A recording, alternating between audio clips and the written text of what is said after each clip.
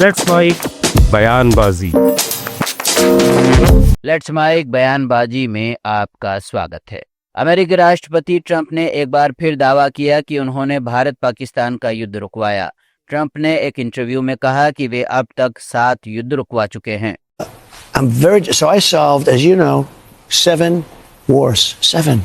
I did so many, including Pakistan and India, but big ones. Some were unsolvable. Congo and Rwanda. I solved it. It was going on for 31 years. Millions of people killed. I solved wars that was unsolvable. Trump ने एक news channel के interview में एक बार फिर कहा कि उन्होंने भारत पर 50% टैरिफ इसलिए लगाया क्योंकि वे रूस से तेल खरीद रहा था। Well, it'll be hitting very hard with sanctions to banks and having to do with oil and tariffs also. But I've already done it. I've done a lot. Look, India was their biggest customer. I put a 50% tariff on India because they're buying oil from Russia. That's not an easy thing to do. That's a big deal. And it causes a rift with India, you know. Punjab में आई भीषण बाढ़ से हजारों किसान प्रभावित हुए हैं। सरकार ने 20,000 रुपए प्रति एकड़ मुआवजे का ऐलान किया है। पंजाब के मुख्यमंत्री भगवंत मान ने कहा कि हम पहले वाली सरकारों की तरफ सिर्फ मुआवजे के ऐलान तक सीमित नहीं रहेंगे। अधिकारियों को विशेष गिरदावरी करके जल्द से जल्द रिपोर्ट तैयार करने के आदेश दिए गए हैं। कुछ दिन पहला मैं ऐलान किया सीगा कि खराबा जिहड़ा होया फसलों का सरकार जिहड़ी है पंजाब सरकार वो सारे सूबे के मुकाबले सब तो वध किसानों नूं 20,000 रुपया पर एकड़ देगी। पंजाब के इतिहास च दिता जाने वाला यह सब तो वड्डा मुआवजा है। पर मुआवजे का कल्ला ऐलान नहीं होगा, कई बारी ऐलान ही रह जाता है। पहला वाली सरकारां च 26 रुपए दे 40 रुपए के चैक मिले ने, जख्मां ते लूण भुकते ने। फिर जब साल 1.5 साल अफसरां दे चक्कर मारी जाओ, खज्जल खुआरियां करी जाओ, पर मिलता नहीं सी चैक, इधर उधर कर लेंदे सी कुछ ना कुछ। सो पीड़ितां नूं सब तो पहला मुआवजा मिलना बहुत जरूरी है और वो भी टाइम ते। जदों जख्म हल्ले ने पट्टी उदों ही होनी चाहिए है। सो अज मैं सारे अफसरां नूं, सारे डिप्टी कमिश्नरां नूं सख्त हिदायत की है कि हुण जिथे जिथे पानी घट हो गया तो तुसीं सानूं स्पैशल गिरदावरियां जिहदे विच पशुओं का नुकसान, फसलों का नुकसान, घरां का नुकसान वो सानूं करके दो। छत्तीसगढ़ के पूर्व मुख्यमंत्री भूपेश बघेल ने पंजाब के बाढ़ पीड़ितों के लिए प्रधानमंत्री की ओर से घोषित 1600 करोड़ रुपए के पैकेज को अपर्याप्त बताया। उन्होंने कहा कि नुकसान इससे कई गुना ज्यादा है। पंजाब दौरे में गए थे प्रधानमंत्री जी और उन्होंने जो राहत राशि घोषित की, जिस प्रकार से बाढ़ आया 1988 के बाद जो बाढ़ है उससे भी भीषण बाढ़ इस समय हुआ और पंजाब के लोग उम्मीद कर रहे थे कि सरकार की तरफ से कोई ठोस राहत मिलेगी। लेकिन दुर्भाग्यजनक बात यह है कि प्रधानमंत्री जी ने केवल 1600 करोड़ रुपया दिया है, जो कि ऊंट के मुंह में जीरा वो नाकाफी है। सपा अध्यक्ष अखिलेश यादव ने कहा कि पंजाब में बाढ़ से किसानों को हुए नुकसान की पूरी भरपाई सरकार को करनी चाहिए। यादव ने कहा कि पंजाब में किसानों का बहुत ज्यादा नुकसान हुआ है। सबसे पहले तो मैं पंजाब में जितना नुकसान हुआ है, बड़े पैमाने पर लोगों की जान गई है, बड़े पैमाने पर खेती जो खड़ी थी किसानों का नुकसान हुआ है। किसान गांव में जो अपने जानवर रखता है उसका नुकसान हुआ है। उसे कभी ये नहीं था गरीब को कि पानी आएगा उसका घर गिरा देंगे या और जो चीजें बनी हुई थी खेत से लेकर के और जगह वो नुकसान हो जाएगा। हमारी अपील है यहाँ से, आज जब हमारे सिख समाज के लोग यहाँ इतनी बड़े पैमाने बैठे, इनकी भी मांग थी कि पंजाब के लोगों का पूरा का पूरा भरपाई हो उनकी, जो नुकसान हुआ है फसल का पूरी भरपाई हो, जानवर का उसकी मदद हो, घर मकान की मदद हो, जान माल का जितना नुकसान हुआ है उसकी सरकार भरपाई करे।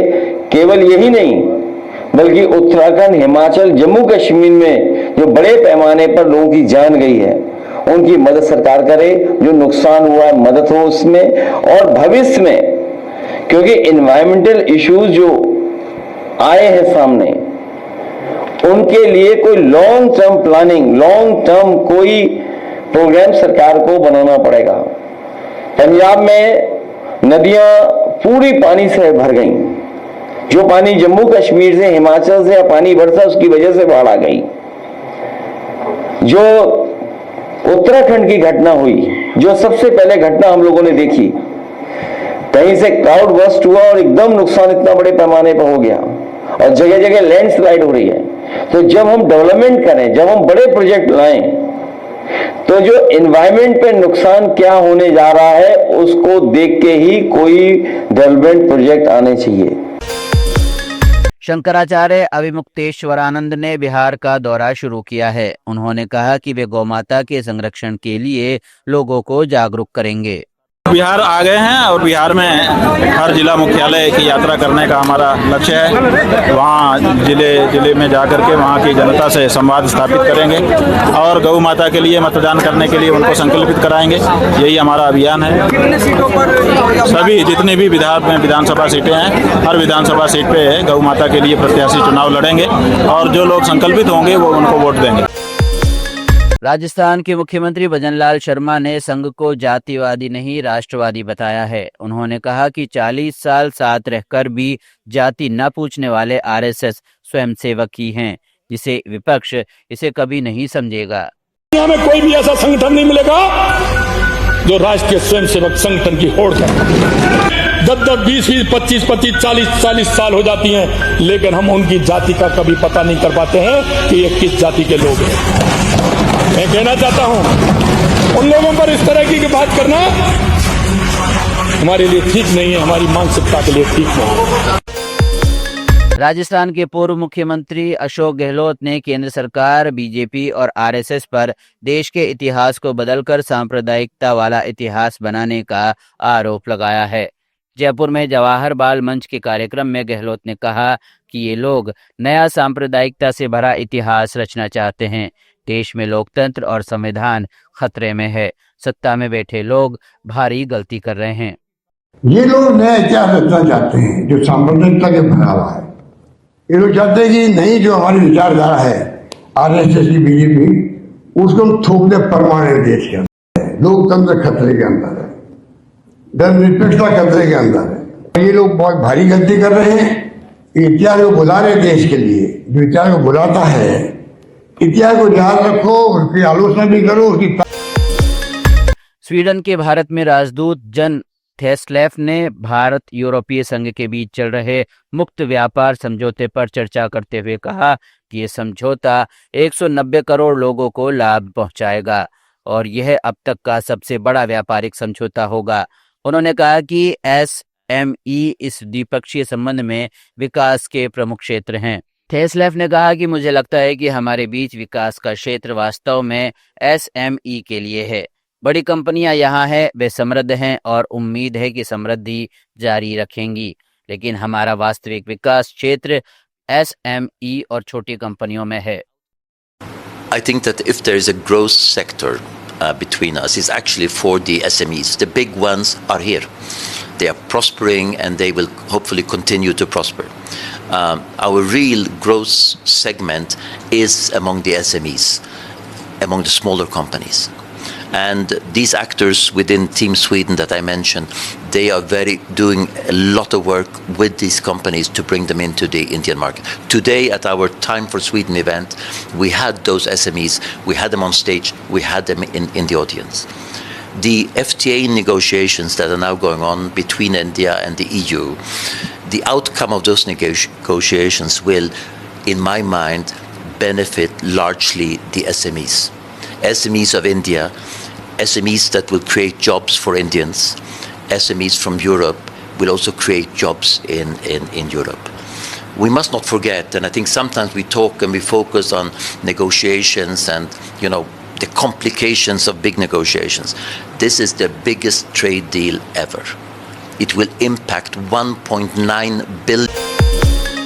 हरियाणा के मुख्यमंत्री नवाब सनी ने एक्स पर कहा कि गुरुग्राम के बसई जल शोधन परियोजना टेंडर में अनियमितताओं पर बड़ी कार्रवाई के आदेश दिए गए हैं। सैनी ने बताया कि हरियाणा के नॉन स्टॉप विकास के लिए 851 करोड़ के कॉन्ट्रैक्ट को मंजूरी दी गई है। तो ये थी खबरें बयानबाजी की। नमस्कार। आप सुन रहे थे let's mic more than radio.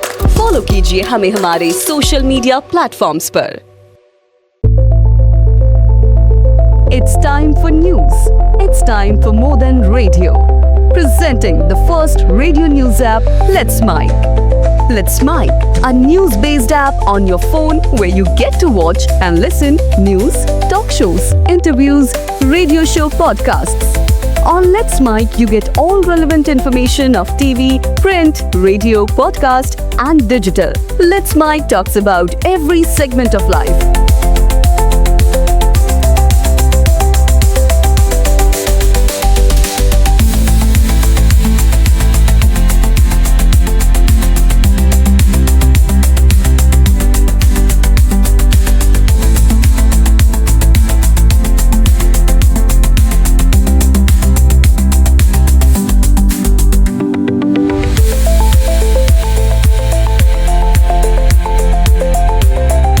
Let's Mic is not just a revolutionary idea. Download the app now from Play Store. Available both on Android and iOS mobile phones. Follow us on YouTube, Instagram, Twitter, LinkedIn, Facebook, Telegram, WhatsApp, Snapchat. Let's talk, let's connect, and let's Mic.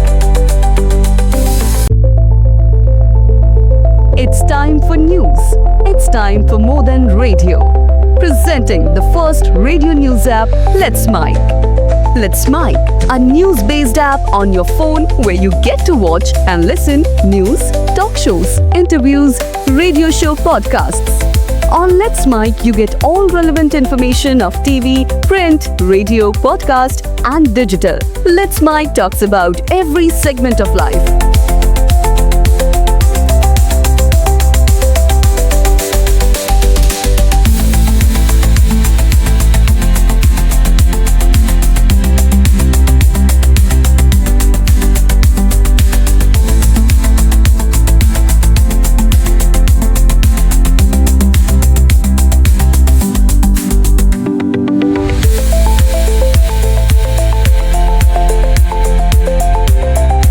Let's Mic is not just a revolutionary idea. Download the app now from Play Store. Available both on Android and iOS mobile phones. Follow us on YouTube, Instagram, Twitter, LinkedIn, Facebook, Telegram, WhatsApp, Snapchat. Let's talk, let's connect, and let's Mic.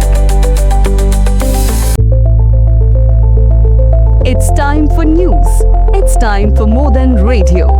Presenting the first radio news app, Let's Mic. Let's Mic, a news-based app on your phone where you get to watch and listen news, talk shows, interviews, radio show podcasts.